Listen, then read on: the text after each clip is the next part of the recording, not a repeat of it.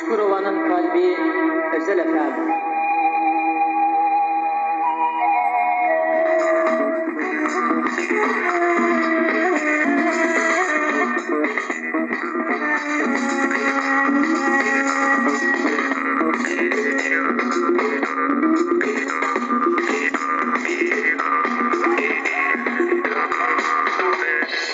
Radyo Özel sunar Mezar Notları.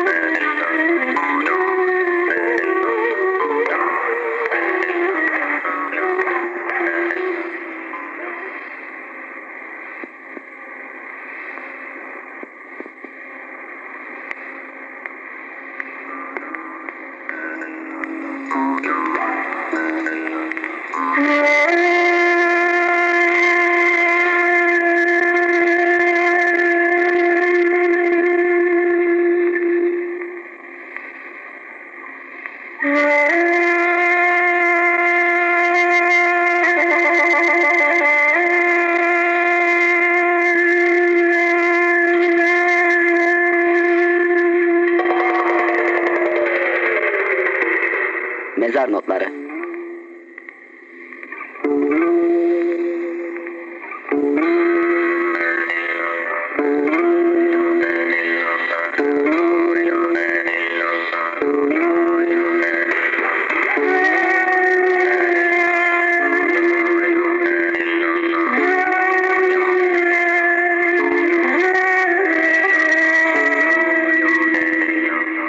Gece lambası da dahil tüm ışıkları söndürdüm.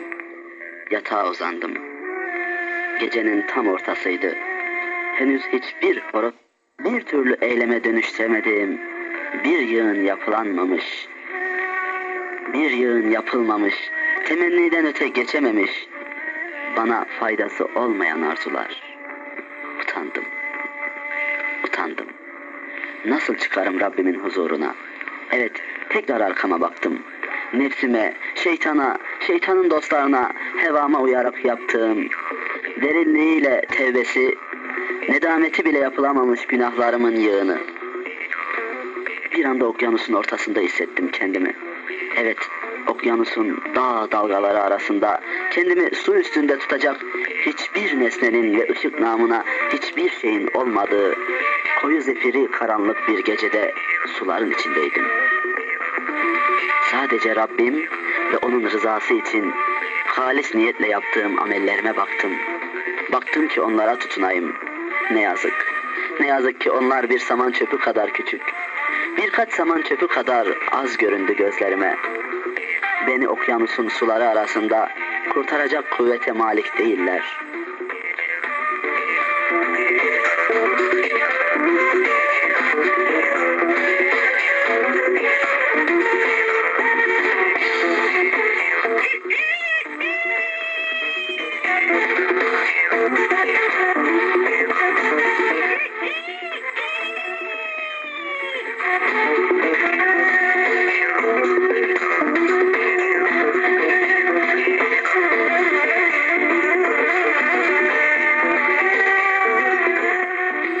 Gecenin ilk horozu ötmeye başladı. Saydım, tam 13 kez öttü. Sabaha bir adım kala yatağımdan kalktım. Abdest aldım. Kur'an okudum. Tevbe ettim. bilinçsiz tevbelerimden de Allah'a sığındım. Yarın eğer yaşarsam bugünümden farklı olsun dedim.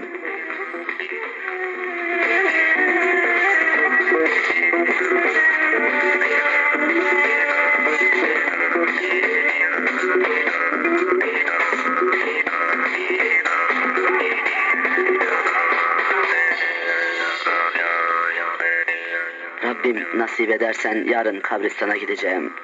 Yaptıklarımın ve yapmam gerekirken yapmadıklarımın şerrinden sana sığınırım. Beni ve Müslüman kardeşlerimi hayırlara kavuştur. Amin.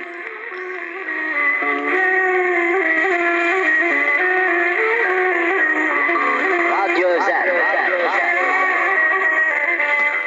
Çoğu zaman ruhumun benden koparak ızdıraplı ve anlamlı geziler yaptığı mezara, her şeyin gölgesinin 2 katına çıktığı anda geldim. Mezar işçilerinin inşaat sesleri, uzaklardan gelen şehrin gürültüsü, ağaçların hışırtısı, Ağustos böceklerinin ötüşü kulaklarıma değen seslerdi. Kovulmuş şeytanın şerrinden Rabbime sığınarak adımımı attım.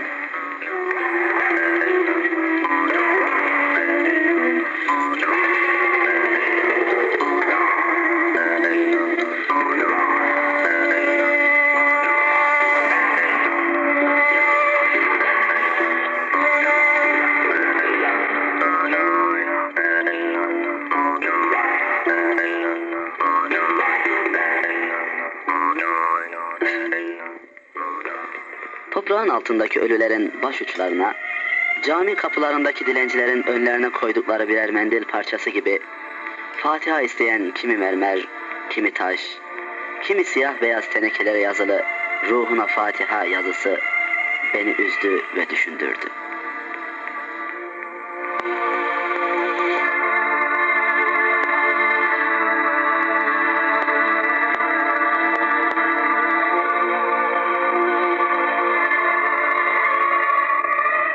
Kur'an'ın anası, kitabın anası Fatiha, dirilerin yaşantısından koparılmış, mezar çerçevelerine oturtulmuş.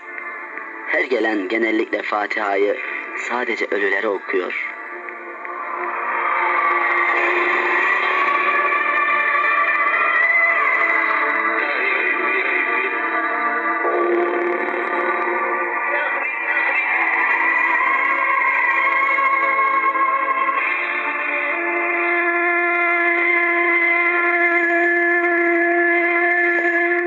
Şöyle bir Fatiha'nın anlamını düşündüm. Hamd, alemlerin Rabbi, Rahman, Rahim ve din gününün maliki Allah'adır. Biz yalnızca sana ibadet eder ve yalnızca senden yardım dileriz. Bizi dosdoğru yola ilet. Kendilerine nimet verdiklerinin yoluna, gazaba uğrayanların ve sapıklarınkine değil. Acaba ruhuna Fatiha denilen bu meyyitlerin yaşadıkları hayatta Fatiha ile ilgileri neydi? Bunlar yaşantılarında Fatiha'nın anlamına teslim olarak sadece Allah'a kulluk edip sadece Allah'tan yardım bekleyen insanlar mıydı? Gazaba uğrayanların ve sapıkların yolundan Allah'a sığınıyorlar mıydı? Şayet onlarda bu vasıflar yoksa, kendilerine binlerce Fatiha okunsa ne olurdu ve ne kazandırırdı bu meyyitlere, bu ölülere ne kazandırırdı? Sırat-ı müstakim, yaşayan insanların talip olmaları gereken bir yoldu. Yolunu bitirmiş ölüler için bizi doğru yola ilet duasının ne anlamı vardı ki? Öldükten sonra mı doğru yola gelecekler? Öldükten sonra mı doğru yolun yolcusu olacaklardı? Ben kendime ve yaşayan insanlara Fatiha okudum.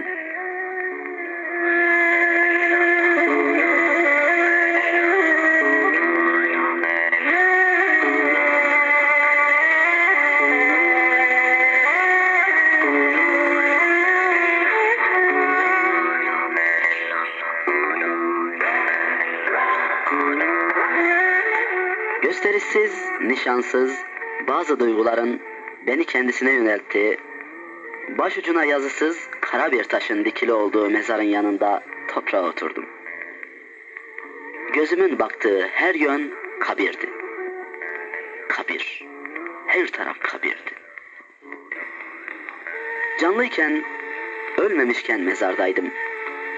Salih amellerden oluşan, yol azığının en az olduğu ve yarınlarda yapmayı umduğum güzel eylemlerin yapılamadığı, uzun emellerin beni oyaladığı, dünya sevgisinin kontrolsüz beni çepeçevre sardığı bir zamanda geriye dönüşü olmayacak bir şekilde bu mezara gelebilirdim.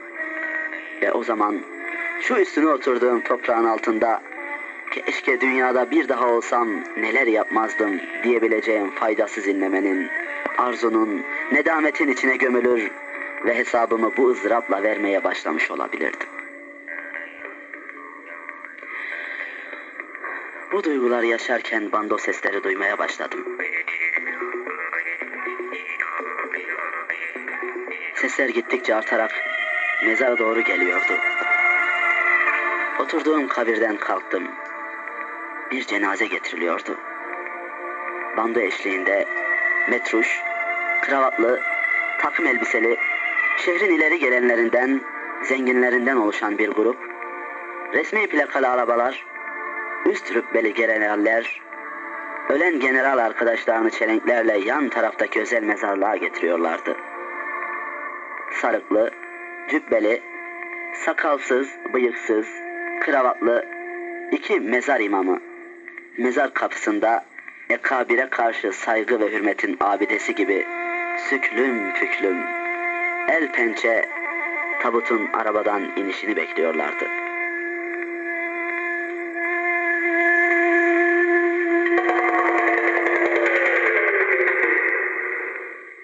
Bazıları ölü gömülürken kapıda bekleyip mezara girmediler. Belki abdestsiz mezara girilmez biliyorlardı. Belki de hiç gelmek istemedikleri bir yerdi burası. Her zamanki gibi geleneksel bir dizi halinde defin işi ikmal edildi. Ölünün üzeri çelenklerle kuşatıldı. Olanları biraz geriden izliyordum. Herkes dağıldıktan sonra yavaş yavaş kabre doğru ilerledim. Çelenklerin üzerindeki yazılara gözüm ilişti. Bankalar, okullar, holdingler, bir takım resmi ve özel kuruluşlar, şahıslar sanki yarış edercesine çelenk hazırlatmışlardı. Kabire iyice yaklaştım. Generalin konumunu düşünmeye başladım. Kimilerinin sevdiği, kimilerinin kızdığı bir general yatıyordu burada.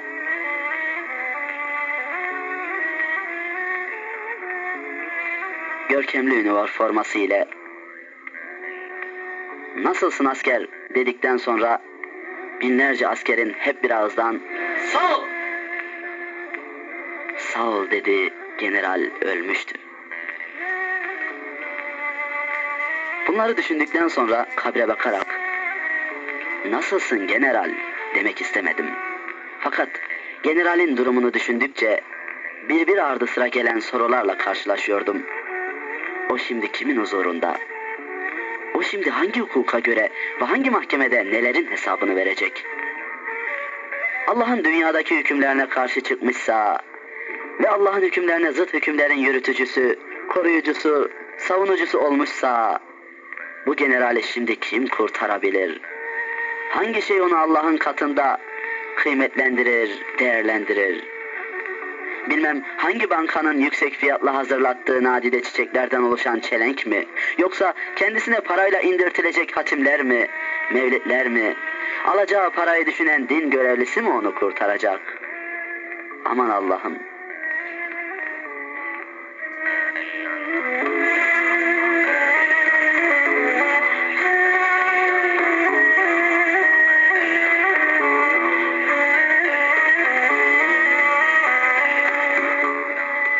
Güneşin batımında mezardan ayrılıp yavaş yavaş şehre dönüyordum. Generalin öte dünyasını yaptıklarına göre değerlendirdiğimde ona ve onun gibilere insan oldukları için acıdım ve bu dünyada hidayet bulmaları için dua ettim. Mevtaya sormadığım, sormakta fayda görmediğim soruyu yaşayan generallere sormak istedim. Nasılsınız generaller?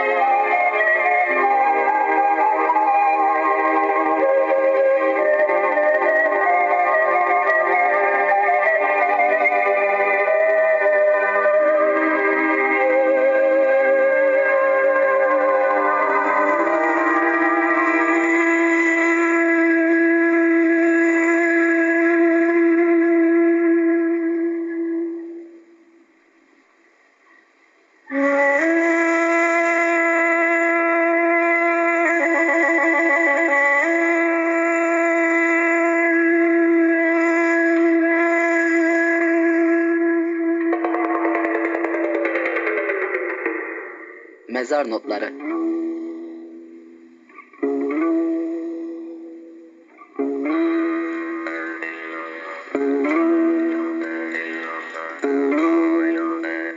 Yakıcı, güneş ve rüzgarsız bir gün. İç Anadolu yörelerinde bir köy mezarlığındayım. Samimiyetle sordum kendime. Neden buradayım? Niçin ölülerin arasındayım? Yalnızlığı sevdiğim bir gerçek. Bahar gibi yeşeren yalnızlığı. Fakat sadece bu değil beni mezarlıklara çeken. Sadece yalnızlık isteği değil. Babamın gömüldüğü günü hatırlıyorum.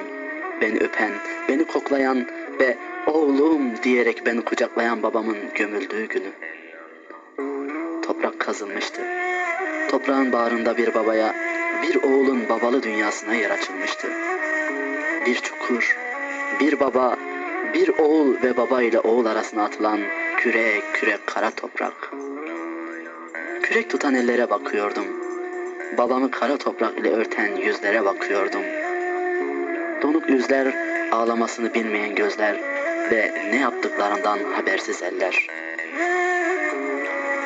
Babam diyeceğim, sarılıp elini öpeceğim, nazlı nazlı isteklerde bulunacağım babam, babacığım gömülüyordu. Neden ve niçin sorularıma Fahri hocamız benim anlayabileceğim bir şekilde cevap vermişti. Allah'ın emri, her yaşayan ölecek ve kıyamet günü diriltilerek hesap verecek.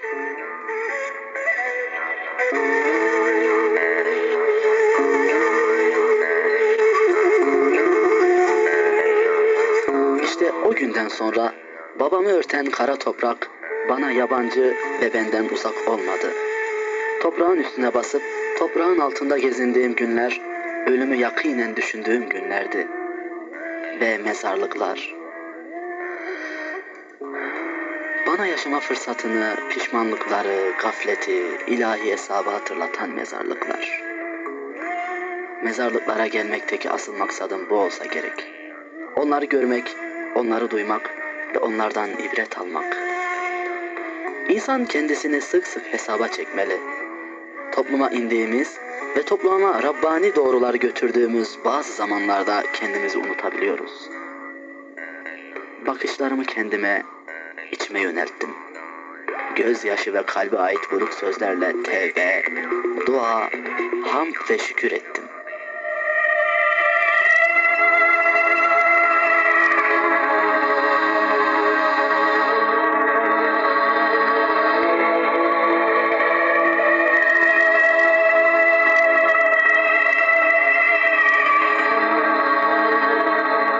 Naber Hüseyin'a? Sesin geldiği yöne döndüm. Garip bir adam bir kabrin başında durmuş ve kabre doğru sesleniyordu. Naber? Sana yaşarken naber diye sorduğumda göbeğini tutarak iyiyiz, iyiyiz derdin. Şimdi de iyi misin ha? He? Şimdi de iyi misin Hüseyin'a? Demedim mi sana? Dedim. Anlatmadım mı sana? Anlattım. Ne oldu malın? Ha? Ne oldu? Ne oldu malın? Allah yolunda kullanmadın. Allah'a vermedin mallarını. Oğlun şeylere veriyor, şeylere.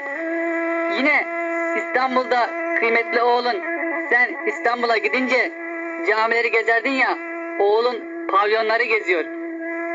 Yo, kızma Hüseyin ağa. Onu ben değil, sen yetiştirdin. Demedim mi sana? Ha? Demedim mi? Oğlana Allah'ın hükmünü öğret, ben öğreteyim demedim mi? Dedim. Ya sen? Sen ne yaptın? Söyle utanma. Beni muhtara şikayet ettin. Şimdi de et Hüseyin ağa, şimdi de et. Bak muhtar da orada yatıyor. Hey muhtar, Hüseyin ağanın şikayeti var. Hayretle izlediğim bu garip adam ilerleyerek başka bir kabrin başında durdu. Duydun mu muhtar? Hüseyin ağanın şikayeti var. Duymuşsundur sen, duymuşsundur. Senin köyde duymadığın haber olur mu? Hele şimdi daha iyi duymuşsundur. Hadi muhtar hadi, yine beni şikayet et. Bir 6 sene daha yatayım. Yine uydur, ne uyduracaksan. Şikayet etsene muhtar, şikayet etsene. Niye cevap vermiyorsun? Öldün mü be adam, öldün mü? Ha, seni ölmüştün değil mi? Vah vah. Şimdi kimi şikayet edecek? Dur sana söyleyeyim ben. Şimdi ben şikayet edeceğim. Kime mi? Seni oraya upuzun yatırana muhtar. Nasıl? Rahat mısın orada? Devlet güvencesi de orada var mı? Söyle, var mı yardımcın? Yardım çağırıyor mu? Çağır çağır muhtar. Çağır. Daha çok çağıracaksın. Artık anladın değil mi muhtar? Artık anladın.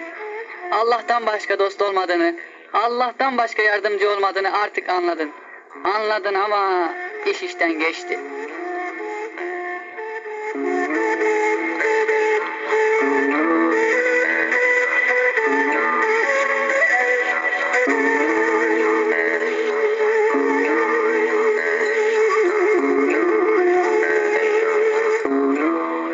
Değişik mezarlar gezen bu garip adam bazen elini öfkeli bir şekilde kaldırıyor, bazen ılık ve sevecen bir sesle hitabetini sürdürüyordu.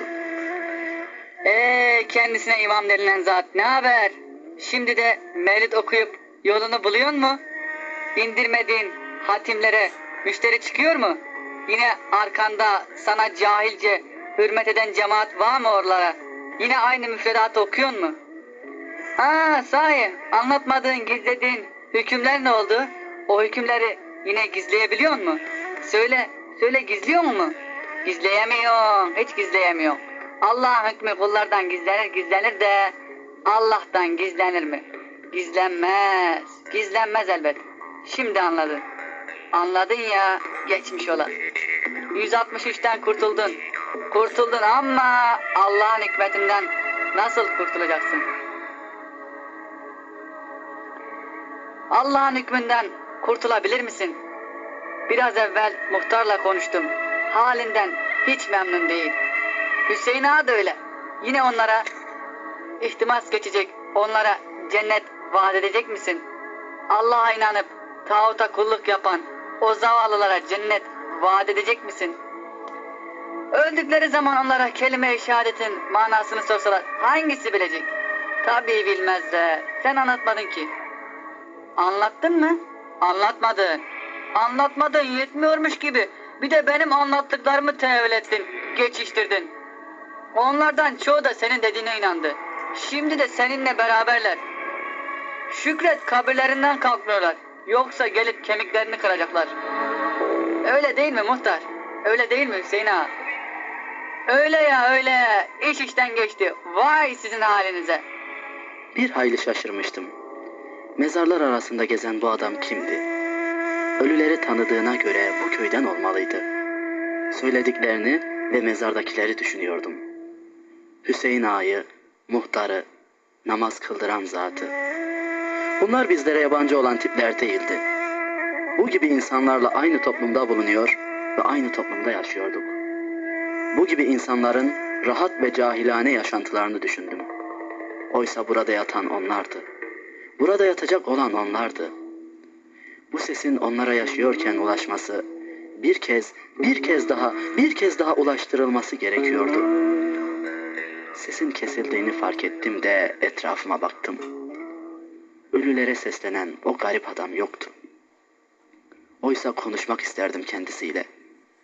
Ölülere böyle konuşan bu adam, dirilerle kim bilir nasıl konuşurdu. Kim bilir nasıl konuşurdu. Mezardan aceleyle ayrılarak köye doğru yürüdüm. Göremedim o garip adamı. Bazı köylülere sorduğumda tanımadıklarını, belki de deli hoca olabileceğini söylediler. Ya, deli hoca.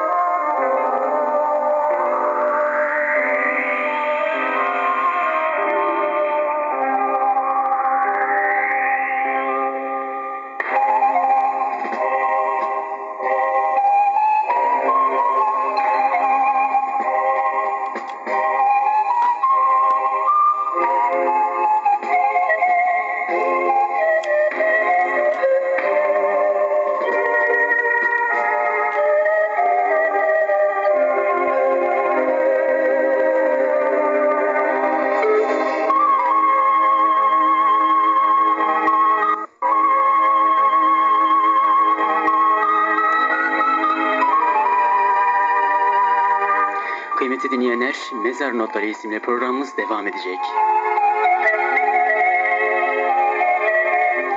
Güzeldi. Ben çok seviliyordum. Çok beğeniyorlardı beni.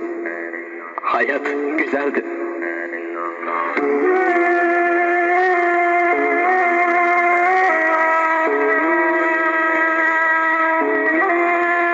Ama birden dünyam yıkıldı. Birden belim kırıldı. Aniden mutluluk iflas etti tüm hücremde. Buz kesildim.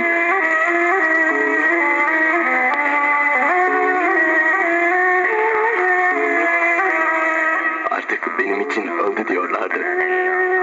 Ne? Ne ölmesi? Ben mi? Hayır! Saçmalamayın. Daha ben 30'umdayım. Neler söylüyorsunuz sizler?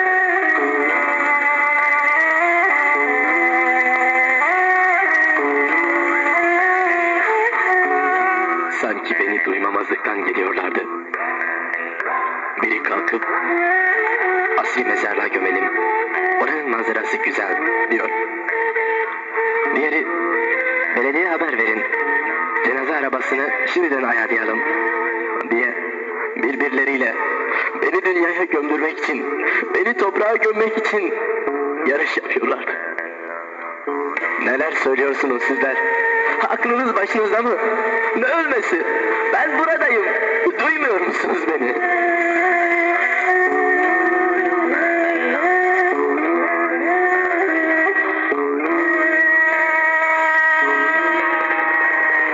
Hayır. Artık geç kalmıştım. Ben 2 metrelik toprağın içerisinde bir çukurda figanlar koparırcasına, feryatlar edercesine kendimden geçmişim. Ama dostum dediklerim, ama yarenim dediklerim üzerime kara topraklar indiriyorlar. Küreklerle. Yapmayın, yapmayın, atmayın diyorum. Hayır.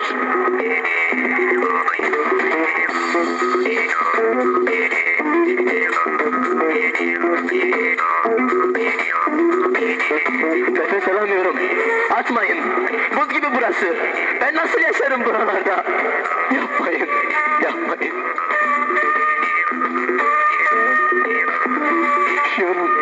Üzerimi örtün. Üşüyorum, burası buz gibi. Ben İranlarla dostluk yapamam ki. Şiyanlarla komşuluk yapamam ki. Üzerim tozlandı. Toz atmayın üzerime. Yapmayın. Yapmayın.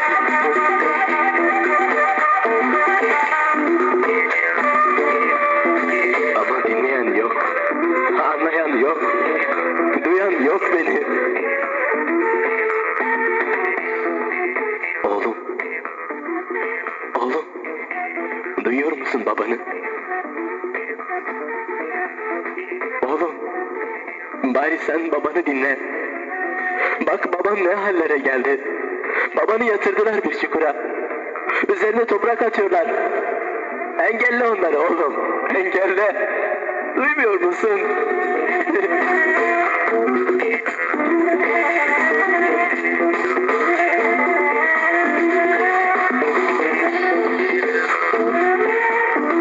Daha 30'umdayım ben.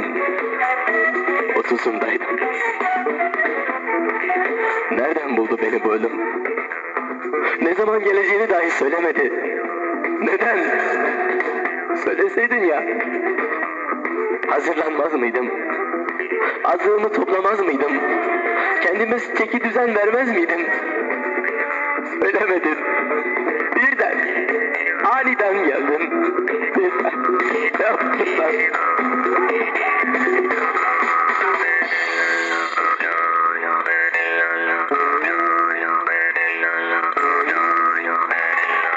Kapkaranlık oldu birden oda. Ama ben ölmeyecektim. Ben daha çok para alacaktım. Kazanacaktım. Zengin olacaktım. Herkes benimle gurur duyacaktı. Ben ölmeyecektim. Daha 30'umdaydım. 30'unda.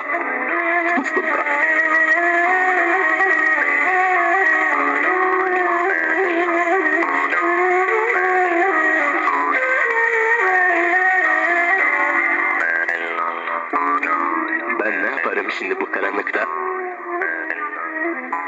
Hangi yüzle? Hangi sevapla? Ben ne yaparım? Çıkarın beni buradan! Çıkarın! Çıkarın, sermayemi verin. Bütün dünyalıklarımı verin. Çıkarın Allah aşkına.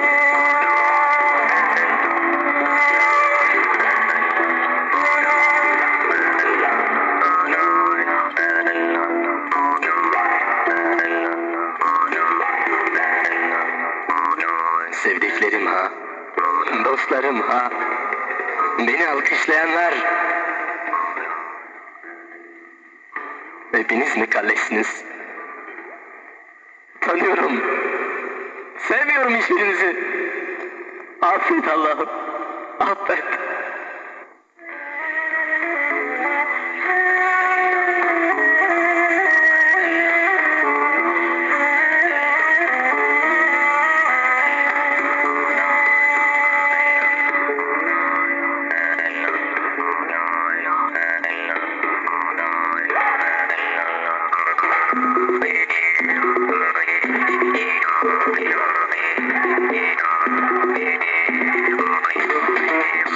Bir dünyalık daha gitti.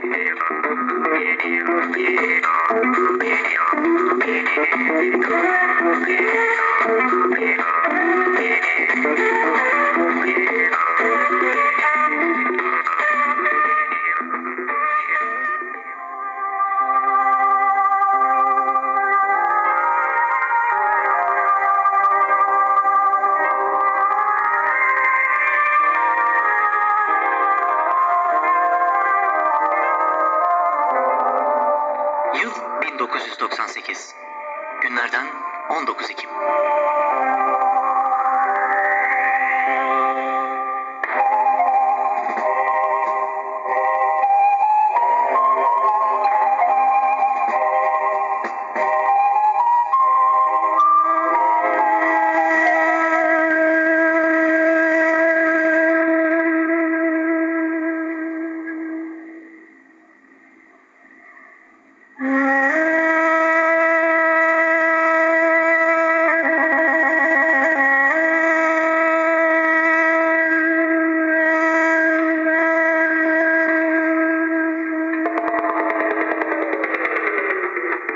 Bir karanlık mahzendeyim.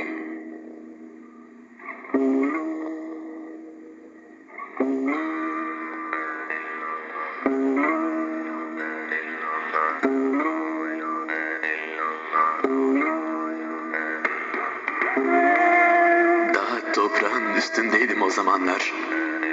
Koşuyordum, eğleniyordum, gülüyordum. Yani yaşıyordum. Daha toprağın üzerindeydim o zamanlar.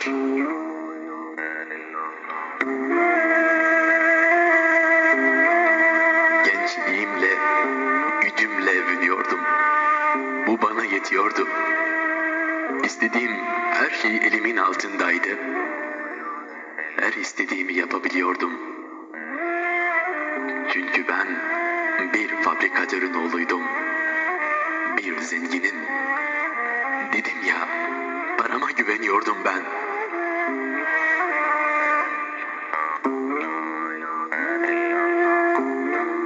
Eğlen. Eğlen oğlum. Gül, gez, dolaş. Her şeyini biz karşılarız oğlum diyorlardı. Herkese karşı belli bir makamım vardı. Yani daha toprağın üstündeydim.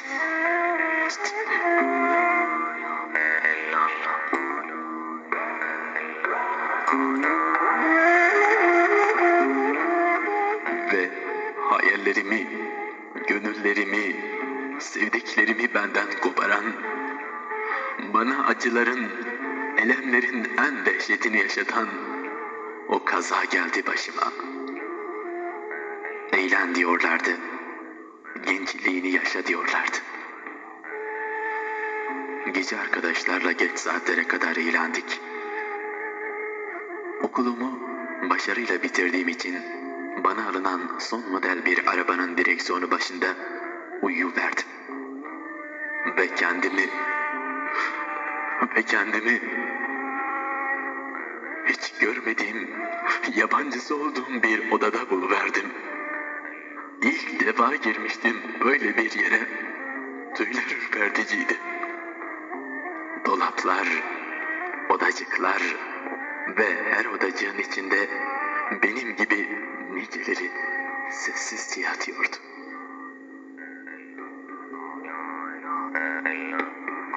Meğer ki ben ölmüşüm.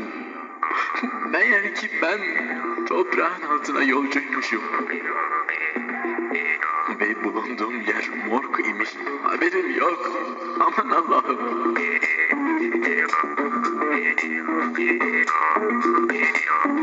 Ben bu genç baharımda hayatın güzelliğine, sevdiklerime, malıma, arkadaşlarıma bir veda bile edemeden onlardan ayrılıyor muydum yoksa? Hayır, kabus olmalı bu. Biri kalsın, yalan desin, rüya desin, sen yaşıyorsun desin. Sen toprağın üstündesin desin. Allah aşkına bana kulak verin. Beni çıkartın bu buz gibi odalardan.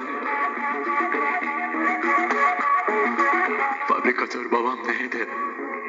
Bensiz bir günü geçse üzülen anamı çağırın. Tek sırdaşımı, ciğerparemi çağırın. O beni dinler, beni anlar o. Ana çıkar beni derin buradan. O da dayanamaz çıkarır. Ne olur anama, sevdiklerime haber salın. Oğlunuz, o zengin genç, mezarlığın bir morg odasında çaresizce yatıyor. Onu gidin kurtarın oradan deyin.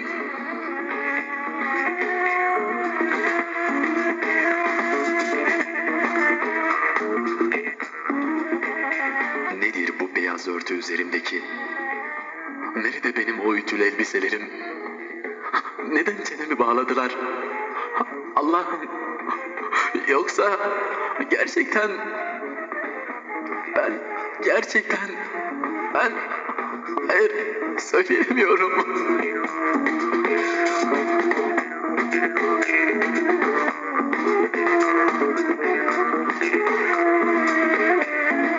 Ama çırpınmalar, yalvarmalar kâr etmiyordu.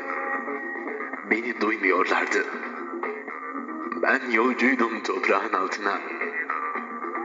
Ne fabrikatör babam, ne anam, ne de diğer sevdiklerim bunu engelleyebilirlerdi. İyi ama ben gençliğimin baharında bana gül, eğlen diyorlardı.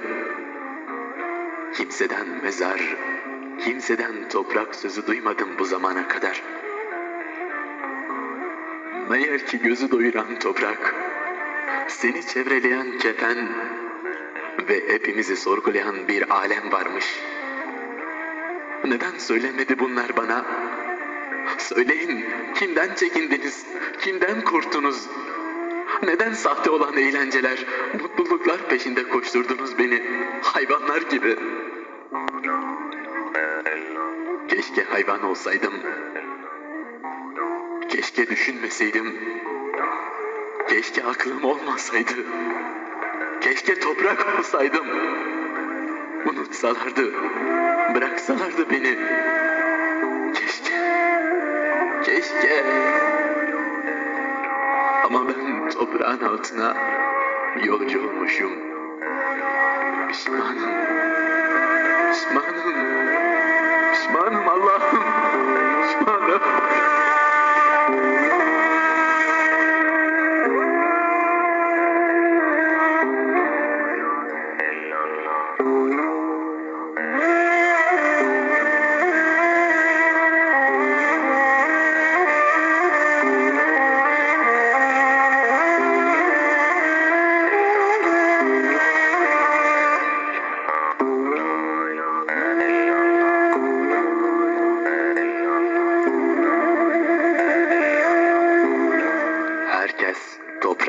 kavuşacak.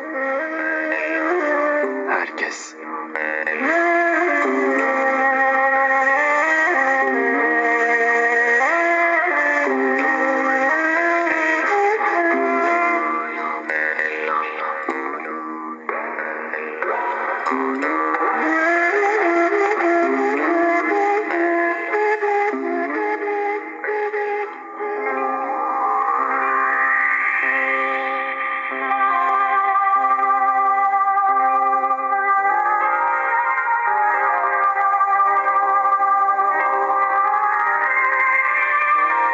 Mezar Notları isimli programı dinlediniz.